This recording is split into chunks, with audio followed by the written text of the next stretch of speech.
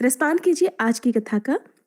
व्यास जी कहते हैं कि सैनिकों की बात सुनकर महिषासुर के क्रोध की सीमा नहीं रही। उसने अपने सारथी को बुलाकर कहा कि जिसमें 1000 गधे जोते जाते हैं, जो ध्वजा और पताका से सुशोभित है, जिस पर अनेकों आयुध रखे रहते हैं और जिसके चक्के और युगंधर बड़े मजबूत है, वो मेरा प्रकाशमान अद्भुत रथ अभी मेरे सामने उपस्थित करो। आज्ञा पाते ही सारथी तुरंत रथ लेकर आ गया और बोला, महाराज, मैं खूब सजाकर आपका रथ ले आया हूँ। ये बाहर दरवाजे पर खड़ा हुआ है और ये रथ सभी अस्त्र शस्त्रों से सुसज्जित है। उत्तम चांदनी से उसे छा दिया गया है। इसके बाद रथ आ गया। ये जानकर दानवराज महाबली महिषासुर मनुष्य का शरीर धारण करके युद्ध के मैदान में जाने के लिए तैयार हो गया। उसने मन ही मन सोचा कि मैं भैंसे के रूप में हूँ, मेरा मुख बहुत कुरूप है, मेरे मस्तक पर सींग है। इस रूप को देखकर देवी अवश्य ही उदास हो जाएगी। स्त्रियों को प्रसन्न करने के लिए सुंदर रूप और चतुरता बड़ी आवश्यक है। इसलिए आकर्षक रूप और चतुरता से संपन्न होकर ही मैं उस युवती के सामने जाऊंगा, जिससे मुझे देखते ही उसके हृदय में प्रेम का उदय हो जाएगा। मेरे लिए भी मुख की संभावना इसी स्थिति में है। यो मन में विचार कर उस महाबली दानवराज ने भैंसे का रूप त्याग कर सुंदर पुरुष की छवि धारण कर ली। उसके हाथों में अब संपूर्ण आयुध सुशोभित थे। उसके सुंदर शरीर को दिव्य वस्त्र सुशोभित कर रहे थे। ऐसा लगता था मानो कोई दूसरा कामदेव ही हो। हाथ में धनुष बाण लेकर वो रथ पर बैठ गया। केयूर और हार उसकी छवि बढ़ा रहे थे। अभिमान में चूर होकर सेना साथ लिए हुए वह भगवती जगदम्बा के पास पहुंच गया। उस समय उसने ऐसा सुंदर वेश बना रखा था जिसे देखकर अपने रूप का अभिमान करने वाली स्त्रियों के मन भी उधर आकर्षित हो जाए। जब देवी ने देखा कि दैत्यराज महिषासुर निकट आ गया और उसके बहुत से वीर भी उसके साथ आ रहे हैं, तब उन्होंने शंख ध्वनि आरंभ कर दी। जन समाज में आश्चर्य प्रकट करने वाली उस शंख ध्वनि को सुनकर महिषासुर भगवती के पास आ गया और मानो हंसता हुआ उनसे बोला, देवी, ये जगत परिवर्तनशील है। स्त्री या फिर पुरुष जो भी इसमें रहते हैं, सबके मन में सब प्रकार से सुख भोगने की ही इच्छा बनी रहती है। मनुष्यों को संयोग में ही सुख प्राप्त होता है, वियोग में सुख की संभावना कभी नहीं की जा सकती। मैं एक वीर पुरुष हूँ। तुम मेरे साथ यदि संयोग करती हो तो तुम्हें सर्वोत्कृष्ट सुख प्राप्त होना बिल्कुल निश्चित है। प्रिय, मैं अपनी रुचि के अनुसार तरह तरह से रूप धारण कर सकता हूँ। इंद्र प्रभृति सभी देवता संग्राम में मुझसे परास्त हो ही चुके हैं। इस समय मेरे महल में जितने भी दिव्य रत्न हैं, उन सभी का उपभोग करना तुम्हें सुलभ होगा, या फिर इच्छानुसार तुम उनका दान भी कर सकती हो। सुंदरी, अब तुम मेरी पटरानी बनने का प्रस्ताव स्वीकार करो और मैं तुम्हारी दास्ता स्वीकार करने के लिए तैयार हूँ। तुम्हारी आज्ञा मानकर मैं देवताओं के साथ वैर करना भी छोड़ दूंगा, इसमें कोई संदेह नहीं। तुम्हें जिस प्रकार भी सुख मिलता हो तुम वही काम करो, यही मेरे लिए शिरोधार्य है। मधुर वचन बोलने वाली है प्रिय, तुम्हारे नेत्र बड़े ही विशाल हैं। मेरे लिए जैसा आदेश हो वैसा ही संपन्न करने को मैं उत्सुक हूँ, और तुम्हारे रूप ने तो मेरे मन को मोह लिया है। सुंदरी, अब मैं अत्यंत आतुर होकर तुम्हारी शरण में आया हूँ। कामदेव के बाणों ने मुझे बुरी तरह घायल कर दिया है। मुझे शरणागत की रक्षा करो। शरण में आए हुए की रक्षा करना सभी धर्मों में उत्तम माना गया है। काली भौहों से अनुपम शोभा पाने वाली है कृशोदरी, मैं तो तुम्हारा निजी चाकर हूँ। मुझे तुम्हारी चाकरी अर्थात नौकरी करना स्वीकार है। जीवन पर्यंत मैं सत्य वचन का पालन करूंगा, कभी विचलित नहीं होऊंगा। सुंदरी, मैंने तरह तरह के आयुध त्याग दिए हैं। तुम्हारे चरणों में इस समय मेरा मस्तक झुका हुआ है, मुझ पर दया करो।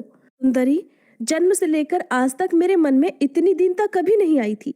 ब्रह्मादि अनेक शक्तिशाली पुरुषों से युद्ध होने पर भी मैं दब नहीं सका। केवल तुम्हारे ही सामने मैं अधीनता स्वीकार कर रहा हूँ। ब्रह्मा प्रभृति संपूर्ण देवता युद्ध में मेरे चरित्र से पूर्ण परिचित है। भामिनी, आज वही मैं तुम्हारा सेवक बनकर तुम्हारे सामने उपस्थित हूँ। जरा मेरी ओर देखने की कृपा तो करो। व्यास जी कहते हैं, इस प्रकार महिषासुर अनाप शनाप बक रहा था। अनुपम छवि धारण करने वाली भगवती चंडिका के मुखमंडल पर प्रसन्नता की किरणें चमक उठी। फिर उन्होंने मुस्कुराकर कहना आरंभ कर दिया। देवी ने कहा, परम पुरुष परमात्मा के अलावा अन्य कोई भी पुरुष मेरा अभीष्ट नहीं है, और दैत्य मैं केवल उन्हीं को चाहती हूँ। अखिल जगत की सृष्टि करना मेरा प्रधान कर्तव्य है। वे परम पुरुष संपूर्ण विश्व के आत्मा हैं। मुझ पर उनकी दृष्टि लगी रहती है क्योंकि मैं उनकी प्रकृति हूँ। मेरा विग्रह कल्याणमय है। उनका सानिध्य पाने से ही मुझ में सदा प्रस्तुत रहने की चेतना आ जाती है, नहीं तो मैं जड़ थी। उनके संयोग का ये प्रभाव है कि मैं सचेतन हो गई हूँ। जिस प्रकार लोहा स्वभावतः जड़ होने पर भी चुंबक का संयोग होते ही उसमें चेतनता आ जाती है। मैं ग्राम में सुख भोगने की कभी इच्छा नहीं करती। अरे मूर्ख, तेरी बुद्धि तो बड़ी खोटी है। इसी से तू स्त्री संबंधी सुख के लिए इतना लालयित है।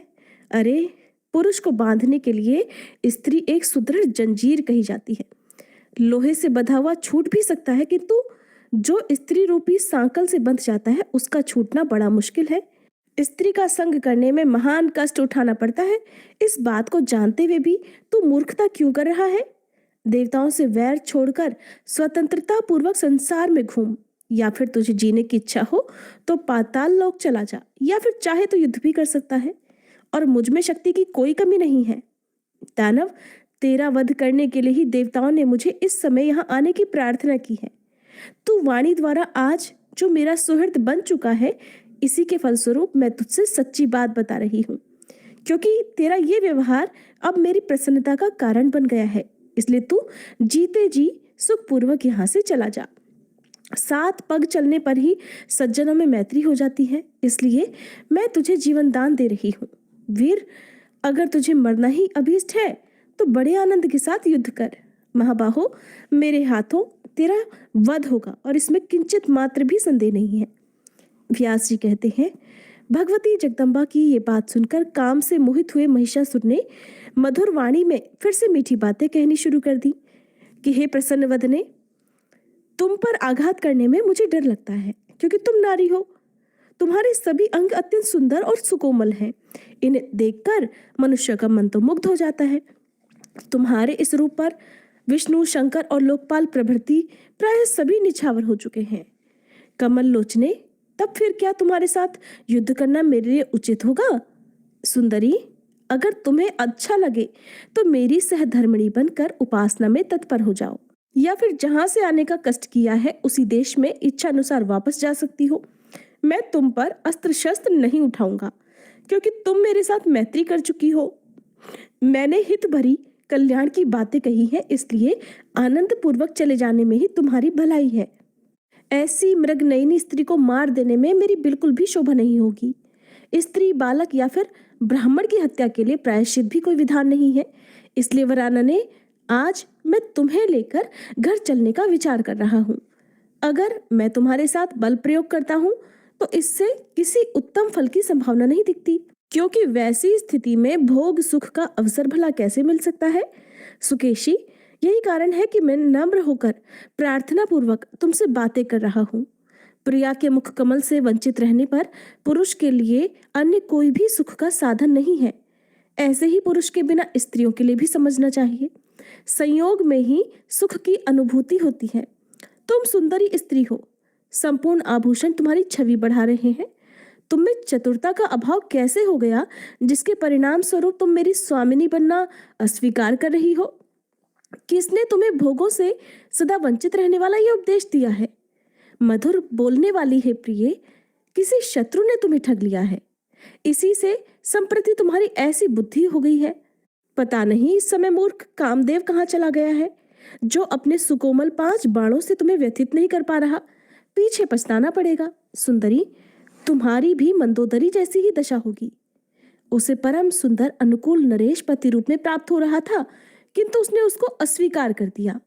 फिर जब मंदोदरी का अंतःकरण काम मोह से व्याप्त हो गया, तब उसे एक प्रचंड मूर्ख की स्त्री बनना पड़ा। व्यास जी कहते हैं, भगवती जगदम्बा ने महिषासुर की बात सुनकर उससे पूछा कि मंदोदरी नाम वाली वह स्त्री कौन थी? वो कौन राजा था जिसने उसे त्याग दिया, और वह कौन सा मूर्ख राजा था जिसकी फिर वह पत्नी बन गई? उस स्त्री को पुनः किस प्रकार दुख भोगने पड़े, जरा ये कथा विस्तार पूर्वक मुझसे तो कहो। तब महिषासुर कहने लगा कि धरातल पर सिंघल नाम से प्रसिद्ध एक देश है। सघन वृक्ष उसकी शोभा बढ़ा रहे थे। धन और धान्य से उस देश का कोई भी भाग खाली नहीं था। चंद्रसेन नामक राजा की वहां राजधानी थी। वे राजा बड़े धर्मात्मा, न्यायशील और शांत स्वभाव के थे और बड़ी तत्परता से अपनी प्रजा का पालन किया करते थे। सदा सत्य बोलते थे। उनका स्वभाव बड़ा कोमल था। वे शूरवीर थे। उन्हें नीति के सागरोपम शास्त्र को पार करने की उत्कट इच्छा लगी रहती थी। शास्त्र और सभी धर्मों के वे पूर्ण जानकार थे। धनुर्वेद में उनकी अच्छी गति थी। उनकी सुंदरी स्त्री भी वैसे ही सर्वगुण संपन्ना थी। वह सदा श्रेष्ठ आचरण का पालन करती थी। पति भक्ति में उसका अटूट अनुराग था। चंद्रसेन की वह प्रेयसी पत्नी गुणवती नाम से प्रसिद्ध थी। उसमें सभी उत्तम लक्षण विद्यमान थे। उसने प्रथम गर्भ से एक अत्यंत सुंदरी कन्या को उत्पन्न किया। मन को मुग्ध करने वाली उस पुत्री को पाकर पिता बड़े ही संतुष्ट हुए। उनका मन आनंद से विह्वल हो उठा। उन्होंने नामकरण के अवसर पर उस पुत्री का नाम मंदोदरी रख दिया। चंद्रमा की कला के समान प्रतिदिन वह कन्या अब बढ़ने लगी। मन को आकर्षित करने वाली वह कन्या जब विवाह के योग्य हो गई, तब पिता चंद्रसेन उसके लिए वर ढूंढने लगे। इस विषय को लेकर उनका मन सदा चिंतित रहता था। उस समय सुधनवा नाम से प्रसिद्ध एक शूरवीर राजा मद्र देश में राज्य करते थे। उनका एक सुयोग्य पुत्र था। कंबुग्रीव नाम से जगत में उसकी प्रसिद्धि थी। ब्राह्मणों ने राजा चंद्रसेन से कहा कि इस कन्या के लिए अनुरूप वर कंबुग्रीव ही है। उसमें सभी उत्तम लक्षण वर्तमान है। उसने सभी विद्याओं का पर्याप्त अभ्यास भी किया हुआ है। तब राजा चंद्रसेन ने गुणवती नाम वाली अपनी प्रेयसी पत्नी से पूछा कि अपनी इस कन्या के लिए सुयोग्य वर चाहिए और मेरा विचार है कि कंबुग्रीव के साथ इसका विवाह कर दिया जाए। तुम्हारी क्या इच्छा है? स्वामी की बात सुनकर रानी ने आदरपूर्वक अपनी कन्या मंदोदरी से पूछा कि पुत्री, तुम्हारे पिता राजकुमार कंबुग्रीव के साथ तुम्हारा विवाह करना चाहते हैं। तुम्हें पसंद तो है ना? माता का ये वचन सुनकर मंदोदरी ने उससे अपना विचार प्रकट किया कि मैं पति का वरण नहीं करूंगी। माता, विवाह करना मुझे बिल्कुल भी अच्छा नहीं लगता। मैं कुमारी व्रत में रहकर अपना जीवन बिताऊंगी। माता, स्वतंत्रता पूर्वक विचरण करने की मेरी इच्छा है। मेरा प्रतिक्षण तपस्या में बीतेगा। इस संसार रूपी समुद्र में परतंत्र व्यक्ति को अनेकों कष्ट उठाने पड़ते हैं। शास्त्र के पारगामी विद्वानों का कहना है कि मोक्ष का साधन स्वतंत्रता ही है। इसलिए मैं मुक्त रहूंगी। मुझे पति से कोई प्रयोजन नहीं है। विवाह होते समय अग्नि के साक्षित्व में यह प्रतिज्ञा की जाती है कि पतिदेव, मैं सब तरह से आपके अधीन बन गई। फिर ससुराल में जाकर सास और देवर प्रभृति जितने भी हैं, उन सब के अनुकूल होकर रहना पड़ता है। पति के मन में अपना मन मिलाए रखना इस दुख को सबसे अधिक माना गया है। अगर पतिदेव किसी दूसरी सुंदरी स्त्री के साथ प्रेम कर ले तो सौत से उत्पन्न होने वाले दुख का पहाड़ ही उस पर ढह पड़ता है। उस समय पति से ईर्ष्या उत्पन्न हो जाती है। फिर क्लेश होना तो स्वतः सिद्ध हो गया। संसार में सुख कहाँ है? खास करके स्त्रियों के लिए तो ये संसार सदा ही सुख से रहित है। इसलिए मेरी समझ से पति का वरण करना सर्वथा अवांछनीय है। पुत्री के इस प्रकार कहने पर उसकी माता राजा चंद्रसेन से कहने लगी कि प्रभु, राजकुमारी को तो विवाह करना ही पसंद नहीं है। उसे कुमारी व्रत का पालन करने की इच्छा है। जप और व्रत में सदा तत्पर रहकर ये संसार से विरक्त होना चाहती है। विवाह संबंधी बहुत से दोषों से वह पूर्ण परिचित है। इसलिए पति बनाने की बात उसे बिल्कुल अच्छी नहीं लगती। रानी की बात सुनकर राजा चंद्रसेन ने पुत्री की इच्छा अनुसार उसके विवाह का विचार ही छोड़ दिया। वह राजकुमारी माता पिता की संरक्षिता में रहकर घर में ही समय बिताने लगी। स्त्रियों के अंग में जब जवानी के अंकुर जमने लगते हैं, तब काम की उत्पत्ति होने लगती है। अवस्था के अनुसार ऐसा होना स्वाभाविक है।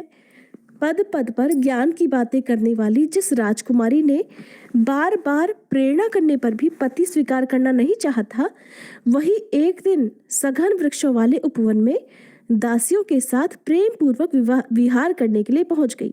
वहां की लताएं पुष्पों से सुशोभित थीं। उन्हें देखती हुई वह प्रसन्न वदन वाली सुंदरी उस उद्यान में क्रीड़ा करने लगी। वह राजकुमारी पुष्प चुनती हुई विचर रही थी। इतने में ही उसी मार्ग से दैववश कौशल देश का राजा वहां आ पहुंचा। वीरसेन नाम से परम प्रसिद्ध वह राजा बड़ा शूरवीर था। उसके साथ कुछ सैनिक भी थे, परंतु उस समय वह अकेले ही रथ पर बैठकर आया था। उसकी बाकी सेना धीरे धीरे उसके पीछे आ रही थी। दूर से ही राजा वीरसेन किसी एक युवती की दृष्टि में आ गया। तब उस युवती ने राजकुमारी मंदोदरी से कहा कि देखो, इस रास्ते से रथ पर बैठा हुआ कोई पुरुष यहाँ आ रहा है। इस रूपवान पुरुष की भुजाएं तो बड़ी विशाल हैं। मेरा ऐसा विश्वास है कि भाग्यवश यहाँ किसी राजा का ही शुभागमन हो गया। इस प्रकार वह युवती बात कर रही थी, इतने में ही कौशल नरेश वीरसेन निकट आ गया। राजकुमारी मंदोदरी को देखकर उसके आश्चर्य की सीमा नहीं रही। तुरंत वह रथ से नीचे उतर आया और दासी से बोला कि बड़ी बड़ी आंख वाली ये बालिका कौन है और किसकी पुत्री है? मुझे शीघ्र बताने की कृपा करो। ऐसा पूछने पर दासी का मुख मुस्कान से भर गया। उसने कौशल नरेश वीरसेन से कहा कि सुंदर नेत्रों से शोभा पाने वाले हे वीर, पहले आप बतलाने की कृपा करें। मैं आपसे पूछ रही हूँ कि आप कौन हैं, कैसे यहाँ पधारे और किस काम से इस समय यहाँ आने का कष्ट उठाया है? दासी के यों पूछने पर राजा वीरसेन ने उससे अपना परिचय देना शुरू किया कि इस भूमंडल पर एक परम अद्भुत कौशल नाम का देश है। प्रिय, मैं उस देश का रक्षक हूँ। मेरा नाम वीरसेन है। मेरे पास चतुरंगिणी सेना है जो इच्छानुसार पीछे आ रही है। मार्ग भूल जाने से भटकता हुआ ही मैं यहाँ आ गया। मुझे उस देश का राजा समझो। सैरंध्री ने कहा, राजन, महाराज चंद्रसेन की ये राजकुमारी है और इसका नाम मंदोदरी है। ये कुमारी क्रीड़ा करने के विचार से इस उपवन में आई है। दासी सैरंध्री की बात सुनकर राजा वीरसेन ने उससे फिर कहा कि सैरंध्री, तुम तो बड़ी विदुषी हो, तुम मेरी बात राजकुमारी को समझा दो। मेरा कहना है कि सुलोचने, मेरा जन्म ककुस्थ वंश में हुआ है। मैं वहां का राजा हूँ। कामिनी, तुम गांधर्व विधि से मुझे अपना पति बनाने की कृपा करो। मेरे घर अन्य कोई पत्नी नहीं है। मैं तुम राजकुमारी को चाहने लगा हूँ। तुम कुलीन घर की कन्या हो ही। तुम्हारे पिता मेरे साथ विधि पूर्वक तुम्हारा विवाह भी कर सकते हैं। मैं तुम्हारा अनुकूल पति होऊंगा, इसमें कोई संदेह नहीं। महिषासुर देवी से कहता रहा कि राजा वीरसेन के उपयुक्त वचन सुनकर सैरंध्री राजकुमारी मंदोदरी से ये संदेश कहने के लिए तत्पर हो गई। फिर उसने हंसकर बड़े मीठे शब्दों में कहा कि प्रिय मंदोदरी, सूर्य वंश के कुल दीपक ये राजा यहाँ पधारे हैं। ये बड़े सुंदर और शक्ति संपन्न है। इनकी अवस्था भी लगभग तुम्हारे ही जैसी है। सुंदरी, सभी प्रकार से तुम्हारे प्रति इनका प्रेम हो गया है। विशाल नेत्रों वाली है राजकुमारी, तुम विवाह के योग्य तो हो ही गई हो, परंतु तुम्हारे मन में विराग छाया हुआ है। इस बात को जानकर तुम्हारे पिता भी सदा दुखी रहते हैं। राजा ने लंबी सांस लेकर इस विषय में हमसे कहा है कि दासियों, तुम लोग सदा सेवा में संलग्न रहती हो। मेरी इस राजकुमारी को समझाओ। किंतु तुम्हारी हठधर्मी के कारण हम तुमसे कुछ भी नहीं कह पाती। हम तुम्हें समझा नहीं सकती कि राजकुमारी विवाह कर लो। फिर भी हम तुम्हें ये बता देना चाहती हैं कि स्त्रियों के लिए पति की सेवा ही परम धर्म है। ये मनु का कथन है। पति की सेवा में संलग्न रहने वाली स्त्री स्वर्ग प्राप्त कर सकती है। इसलिए हे विशालाक्षी, तुम विधि पूर्वक विवाह कर लो। राजकुमारी मंदोदरी ने कहा कि बाले, मुझे पति बनाना बिल्कुल भी पसंद नहीं। मैं अद्भुत तपस्या करूंगी। तुम इस कौशल नरेश को मना कर दो। ये निर्लज्ज क्यों मुझ पर आंखें गड़ा रहा है? सैरंध्री ने कहा, देवी, इस कामदेव पर विजय पाना बड़ा कठिन है। साथ ही काल की गति को भी टालना असंभव है। इसलिए सुंदरी, तुम्हें मेरे उचित वचन का पालन जरूर करना चाहिए। नहीं तो ये तो निश्चित ही है कि तुम कभी ना कभी दुख के गर्त में गिर जाओगी। सैरंध्री की बात सुनकर राजकुमारी ने उससे कहा कि दैववश जो होने वाला है वो तो होगा ही, उसकी मुझे कोई चिंता नहीं। परंतु मेरा ये सब तरह से निश्चित विचार है कि मैं विवाह नहीं करूंगी। महिषासुर ने देवी को आगे बताया कि राजकुमारी मंदोदरी का निश्चित विचार जानकर सैरंध्री ने जाकर कौशल नरेश वीरसेन से कहा कि राजन, आप इच्छानुसार यहाँ से पधारने की कृपा करें। आप जैसे सुसभ्य पति को भी ये राजकुमारी वरण करना नहीं चाहती। दासी की बात सुनकर राजा वीरसेन के मुख पर उदासी छा गई। अपनी सेना के सहित वे अपने कौशल देश के लिए प्रस्थान कर गए। उनके मन में राजकुमारी के प्रति जो मोह उत्पन्न हुआ था वो भी अब नहीं रहा। देवी को महिषासुर ने इसके आगे का जो भी वृत्तांत सुनाया, अब आप अगले अध्याय में सुनेंगे। उम्मीद है हर बार की तरह ये कथा आपको पसंद आई होगी। वीडियो अच्छी लगी हो तो प्लीज लाइक जरूर कीजिएगा।